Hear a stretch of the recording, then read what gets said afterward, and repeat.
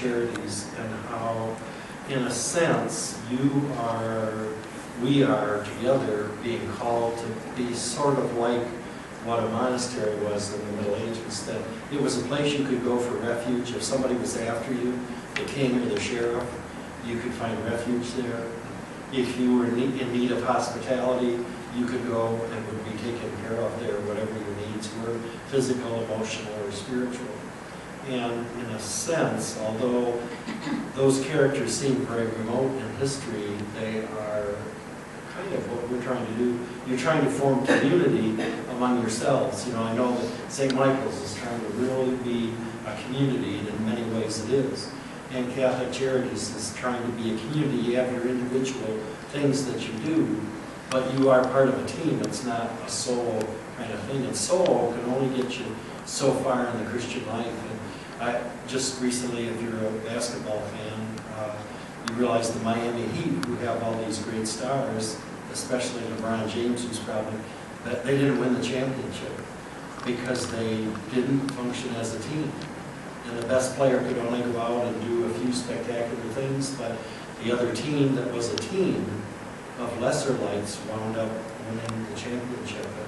And I think that's kind of what we're called to be here, not the team that lost the championship, but we're called to really be a team, to really function as a team.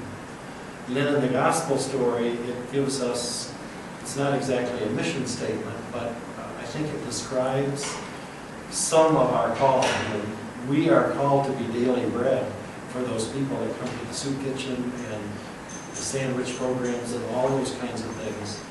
For many people, that's their physical daily bread.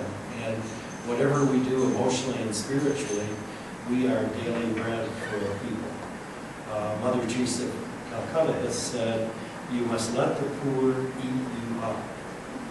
And the challenge is to be, allow them to do that. I'm reading, I have a friend whose wife was going blind, and both were Catholics, and both were getting quite elderly, and he wound up reading some stories by a woman who went by the pen name of Alice Peters, and they all take place in medieval England. They're murder mysteries. And there's this one monk who is very sleuthful and clever and stuff, but in this monastery where all these things take place, or in the environs around there, you begin to see the different kinds of monks that emerge over these books. And there are some who will really embrace the poor and personally take an interest in the poor. And there are the others who kind of do their duty, but they don't really want to get their hands really dirty. It's like, well, what's the rules say I have to do? And I will do that least which I'm allowed to do. And any time we work for an institution or a community like Catholic Charities, that's the challenge, is how to always have the Spirit of Christ and the heart of Christ in what we do. It's a challenge. Yesterday I went to Lansing to visit in hospice a priest who used to be pastor here, Father Phil Gallagher, and he's just days away from death. And I had learned on an email that he was in that state, and I went there, and he's probably the closest contemporary to me that I've ever been visiting, who's going to be passing over shortly, and his ministerial career is coming to a close, and that's kind of like, wow. It was a very sad thing, because I knew him long before he was ordained and stuff, and so there's that grief thing, but then also there's that reminder, wow, how much longer do I have, and what am I doing with this time, and am I being daily bread? Am I willing to really love and serve? Am I kind of developing a caste system of how close I'll get to people and that kind of stuff?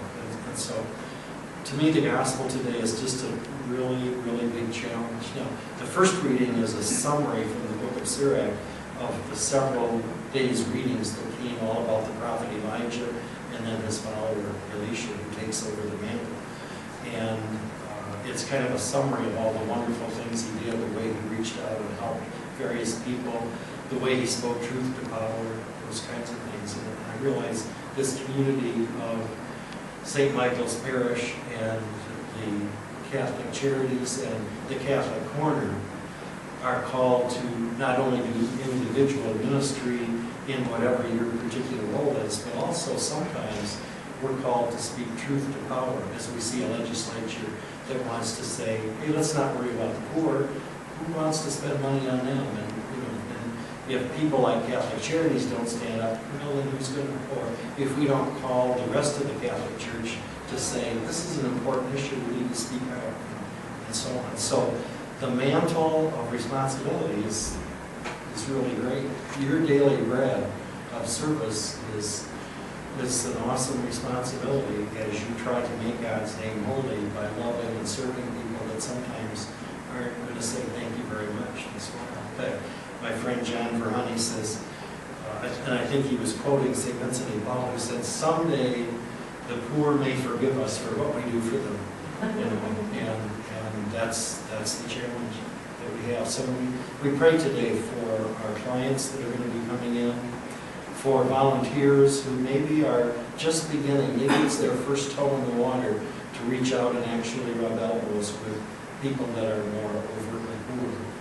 And for the board of directors and people that donate money, and ourselves as ministers, it's just a very vast network of relationships that we have, but we're all called to be Christ, we're all called to be community, we are all called to be daily bread as we come to Jesus for our daily bread.